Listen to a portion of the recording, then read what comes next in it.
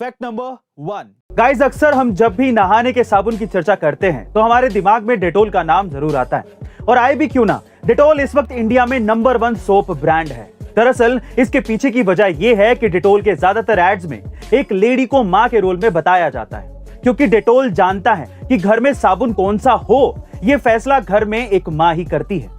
और एक मां को अपने बच्चे की हेल्थ की चिंता बहुत ज्यादा होती है, और इसीलिए डेटोल अपनी एड में जर्म्स, बैक्टीरिया और बीमारियों जैसे शब्द का इस्तेमाल भी करता है। इसके अलावा दूसरा सबसे बड़ा कारण यह है कि पिछले 90 सालों में डेटोल का लोगो, एंटीसेप्टिक कलर, स्मेल और पानी में डालने के बाद क्लाउडिंग इफेक्ट सेम ही है, जिस वजह से इंडिया की हर जनरेशन डेटोल से जुड़ती चली गई।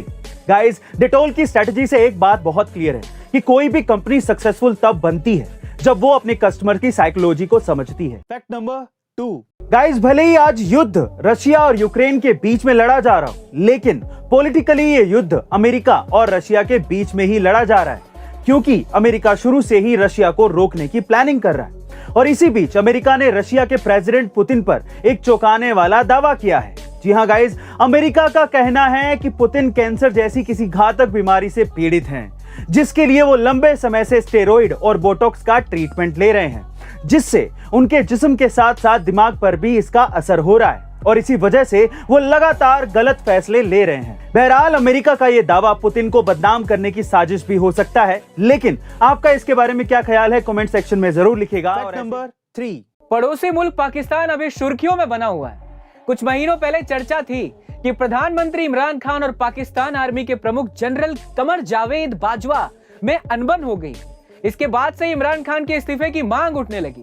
कारण सिर्फ यही नहीं है, दरअसल पिछले 2 सालों में कोरोना वायरस का कहर तो बरपा ही, इस बीमारी से 30,000 से ज्यादा पाकिस्तानी नागरिक जान से हाथ धो बैठे, और कई देशों की तरह यहाँ भी नौकरियां खत्म हो गई। पाकिस्तान की अर्थव्यवस्था की हालत भी खस्ता हो गई।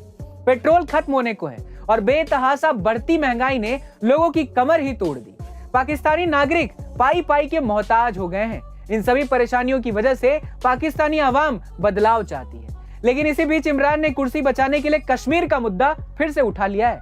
गाइस, क्या लगता है आपको, कश्मीर का यह मुद्दा इमरान की कुर्सी को बचा पाएगा? हमें कमेंट सेक्शन में लिखना मत भूलिएगा। Fact number 4। दोस्तों, जहां 8 साल का एक बच्चा अपने पिता से खिलौने लाने की जिद करता है, उसी उम्र में एक बच्चा अपने किसान पिता से ये कहता है कि पिताजी, हमें हमारे खेतों में गेहूं चावल की जगह पिस्तौलें उगानी चाहिए। ये सुनकर वो पिता चौंक जाता है और अपने बेटे से सहमे हुए दिल से पूछता है, बेटा ऐसा क्यों?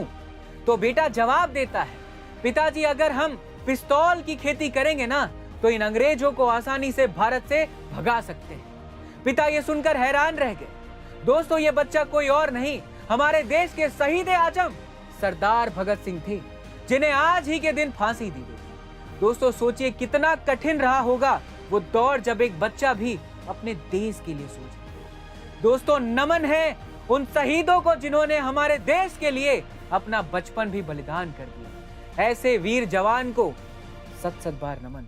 जय हिंद। Fact number 5। दोस्तों, रूस के हमले के बाद से अब तक 15 लाख से ज्यादा लोग यूक्रेन छोड़ चुके हैं।